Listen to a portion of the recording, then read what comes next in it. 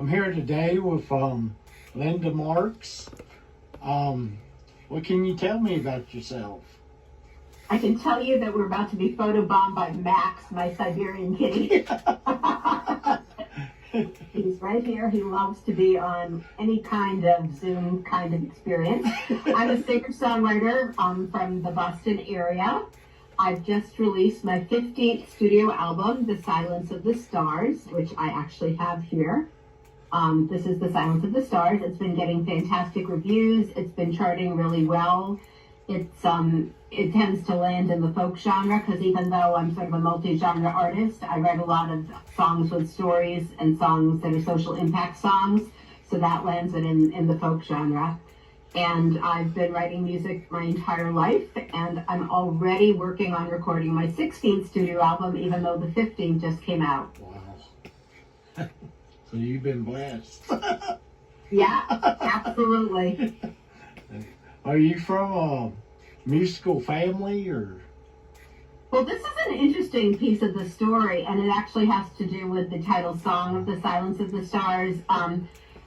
As a little girl, music was my path. I didn't talk till I was 3, but as a toddler, I'd find any piano that I could get my paws on and start sounding out music. It's just, I didn't talk, but I wrote music. So it was just in me. And my father was terrified because he was not musical at all. His line was, music is a waste of a good mind.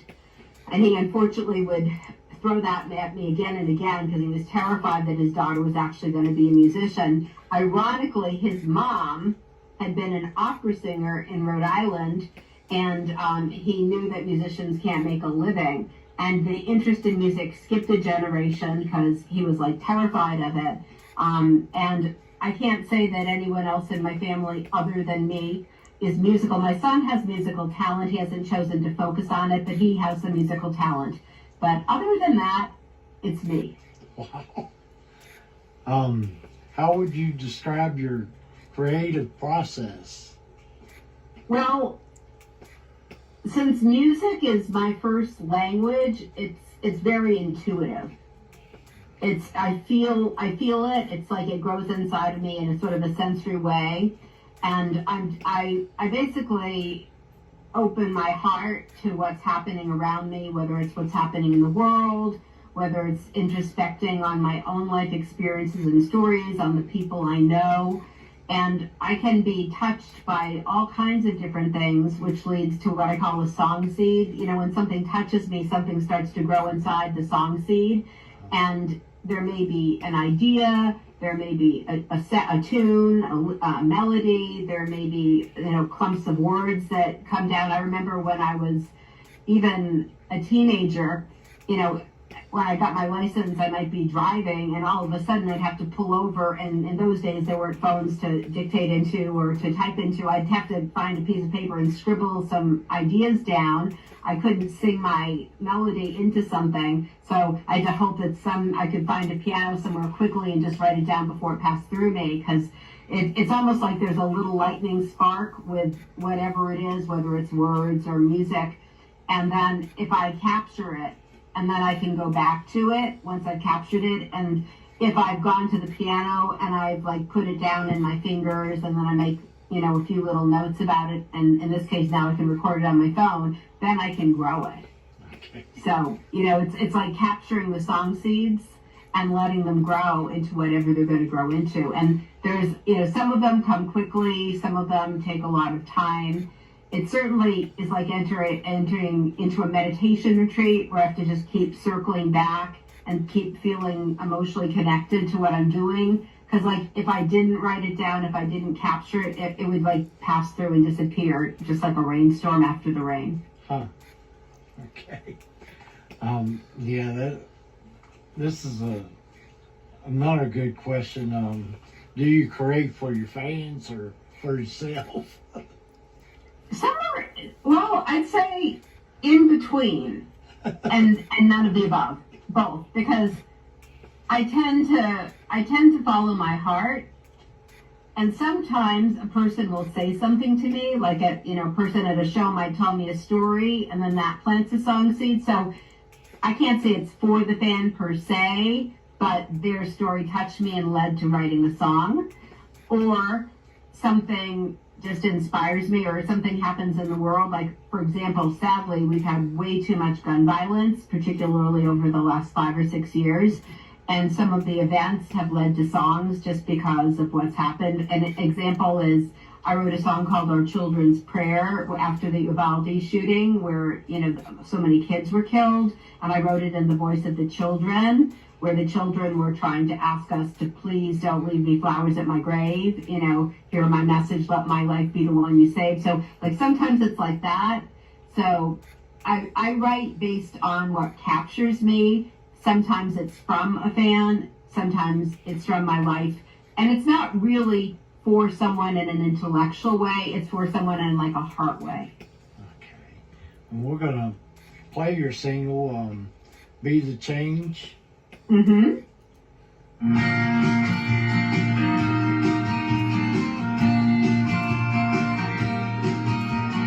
Build a bridge together across the great divide. Each stone will make a difference. Build it up from side to side. Choose the issue that inspires you. Path you want to close. Build the bridge that's gonna take you there. Use everything you know. Be a change. Stand for what you want to see. Sound your voice. Speak your word for liberty. Be the change. There are problems to surmount. Be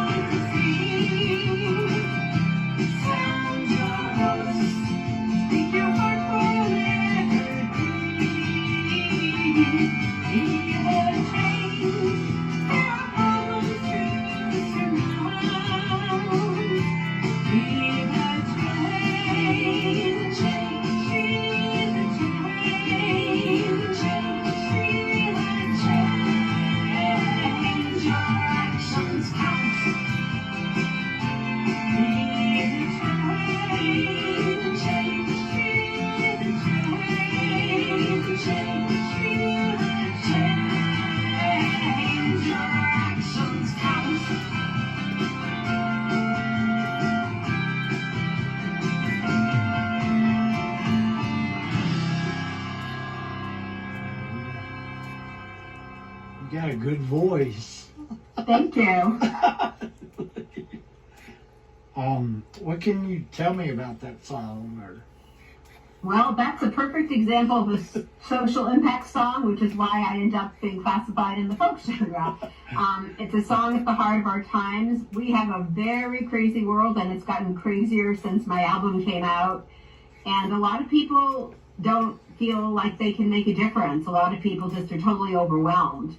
And so the song is basically an uplifting, empowering song, a call to action that's saying, if you find something you care about, something that matters, and you take action, you can make a difference. And if all of us do that, on our own, and even more importantly, together, we can be the change that we want to see rather than have to, just be apoplectic about what's going on, that affects our lives that we feel like we have no control over. So that's the context. I co-wrote the lyrics with my New York friend and co-lyricist Mike Greenlee.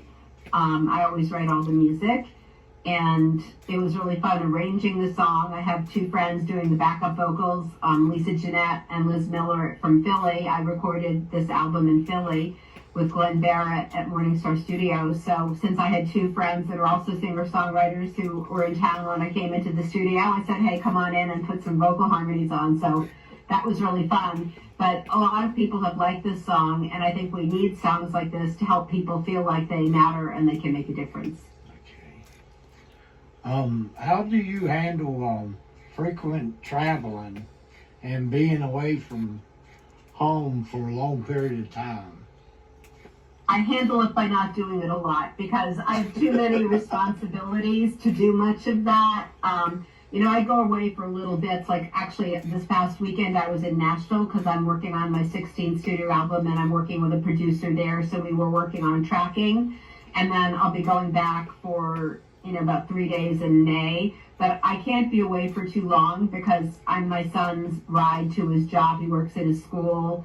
So I take him and pick him up. I have a side hustle to support myself because I can't make enough money as a therapist. So I can't be away too long for that. And I have animals. I have actually 7 cats and a corgi. So I don't have the kind of life where I can be on the road a long time. And most of the gigs are within a drive that I can do in a day, but sometimes I do go away. Okay. What's next for you? What's next for me, besides working on my 16th studio album, I would really love to be able to build the support, the way I put it, to be able to earn a Grammy. I'd really, really, really like to do something that can get that level of achievement. I've won a lot of different awards for my music, but it would mean a real lot to be able to do it at the highest level. And to me, the purpose of awards is more to just have a bigger impact on more people. I do a lot of social impact projects, like all of 2024. I was working on domestic violence awareness program, and it was built around a song that is on this album called Sanctuary, that was inspired by and includes words of domestic violence survivors. And I partnered with a number of organizations that help domestic violence survivors and included them in the album release show. Actually, yeah, it's on this album. When I did my album release show for my last album, I did a celebration of the song Sanctuary, even though it was coming out on this album, and included people from 2 different domestic violence programs. So I love to do things in the community that really help people. And the more my music gets recognized and it gets respected, the more I can help other people and make a positive difference in the world. Okay. Where can people go see your music videos and events? Well, I have a wonderful YouTube channel. It's LSM Heart, LSMHEART, and I've got tons of content, everything from studio videos to, hey, I just wrote this song, to lyric videos, to some of my albums, live performances. So that's a really good place to go. I do a weekly live stream. So if you don't live where I play, it's usually on Saturday or Sunday on my Linda Marks Facebook page, and I just hit the 5-year anniversary the weekend before last. So that's something I do that people all over the world tune into. If you want to see me play, it's probably going to be in New England because that's what I can drive to and take care of my responsibilities. I run the Boston Northeast chapter of the International Singer-Songwriter Association, and we've got a bunch of songwriter showcases right now in different parts of Massachusetts, but we're trying to grow it across New England. And actually, the album release show for this album, my 16th studio album, is at one of the major venues in Boston called the Burren on July 6th in the afternoon. So my website is lindamarksmusic.com. I can't say I keep my touring schedule updated so well because there are so many pieces to manage, but actually, if you would like to know, I write a newsletter that I put out periodically, and that's how you can learn what I'm doing. My email is lsmheart, lsmheart at AOL.com. Pop me a note. I'll put you on the newsletter list, and then you'll know exactly what I'm doing when I'm doing it. Okay. What do you do besides music?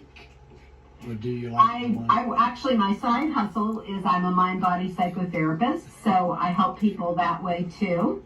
I take care of 7 cats and a corgi. I drive my son to and from his job and take care of my home, and I try to do things, to help the arts community through running artist alliance groups. I go to the gym almost every day because that's important. I actually love to take photographs of beautiful things. And what I learned during the pandemic when the gyms closed is that if you just walk around even a simple neighborhood like what I live in, Waltham, Massachusetts, if you look for beauty, there's tons of beauty.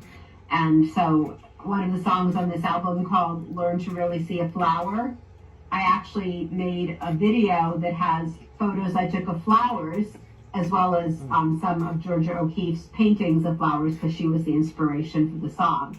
So I guess most of the things I do have something to do with either service or creative arts. Okay. Well, thanks for being on the show today. I really enjoyed it. Thanks so much for having me.